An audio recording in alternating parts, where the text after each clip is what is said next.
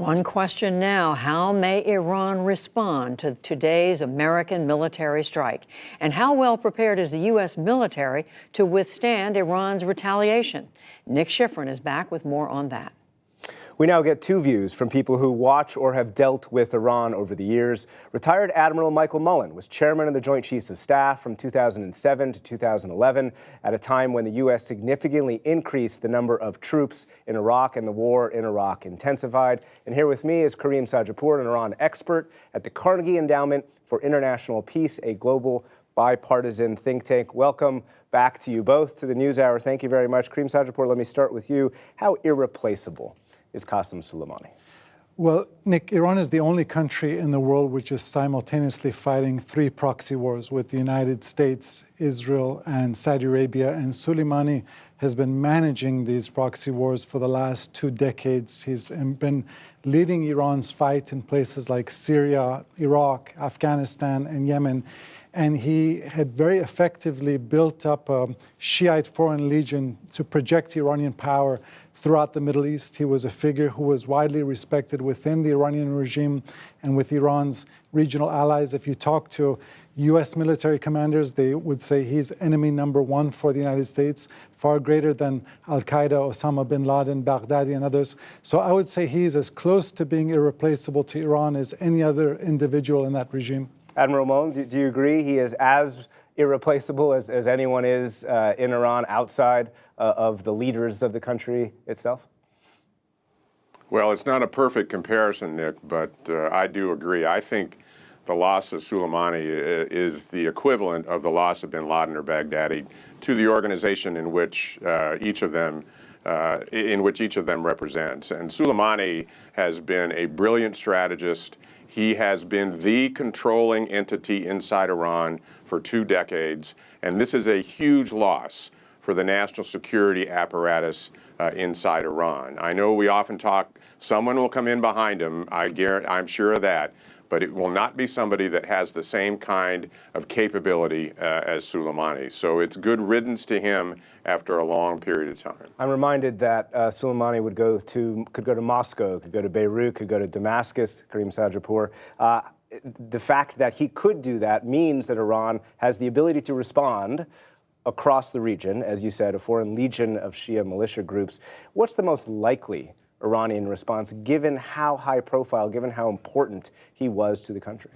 Well, the regime has to respond or else they will lose face. But if they respond excessively, they could risk losing their heads. And for the Iranian regime, what's paramount is their own survival. Ayatollah Khamenei, the supreme leader, is 80 years old. He's been ruling for 30 years. He's not a gambler. I think that Iran has plenty of means at its disposal to respond both regionally and internationally. They like to operate via proxy. They like to have plausible deniability. These days, in the era of drones and cyber attacks, they'll be sure to employ that. And we know the old expression that revenge is a dish best served cold. I don't think that they're not likely to launch all hell in the next 48 hours, but this is going to be a sustained proxy war against the United States and U.S. allies for many months to come. And even more intense than it already is? More intense, certainly. Admiral Mullen, I want to come back to something that you said, the fact that Soleimani has been the controlling entity for 2 decades for some of these efforts that Iran. Take me back to your time as chairman. You served both in the Bush administration at the end of it and into the Obama administration. In both of those administrations, there were opportunities to kill Soleimani. Why were those opportunities not taken back then? I think the target list, if you will, in those times did not include Soleimani, and that's different from the terrorist organizations of Al-Qaeda in Iraq and ISIS over time.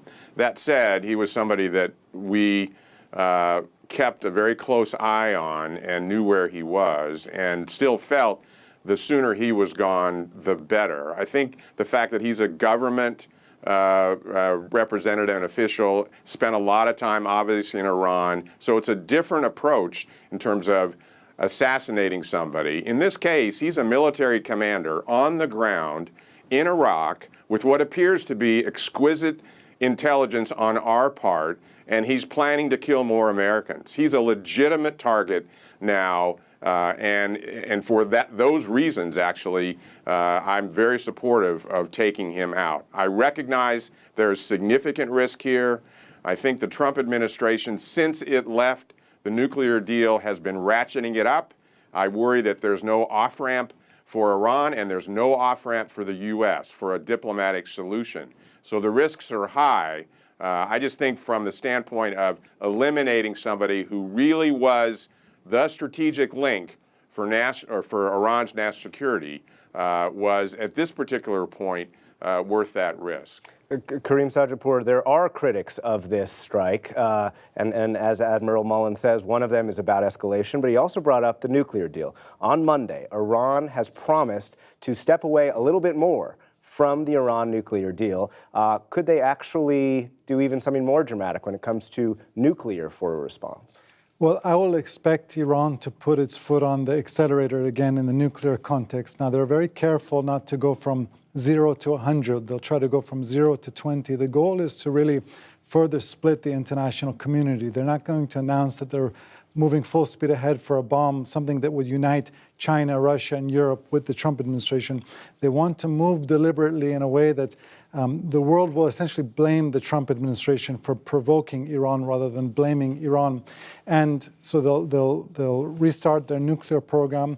They'll continue to launch proxy attacks on the region. And pretty soon there will be pressure from Israel. As Iran is inching towards nuclear weapons capability, there will be pressure from Israel on the United States to take preemptive military action. And Admiral Mullen, you mentioned no off-ramp. In the time we have left, how concerned are you about the chances of escalation, the cycle of escalation, and the fact, as you put it, that there is no off-ramp to that escalation right now?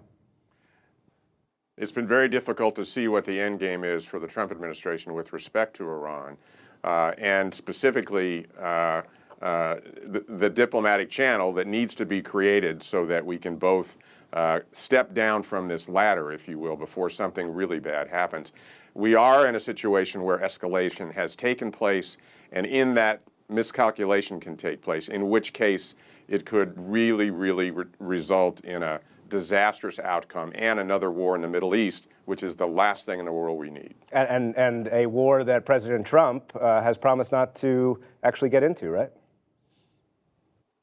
He has, but it's very clear, and this strike is an example, that he will take action to defend U.S. interests and U.S. citizens. So the options or the space to maneuver here is just getting smaller and smaller. Someone needs to take a step to get us off this path before something really bad happens. Mike Mullen, former chairman of the Joint Chiefs of Staff, Karim Sadjadpour, Carnegie Endowment, here with me. Thank you very much to you both. Thanks, Nick.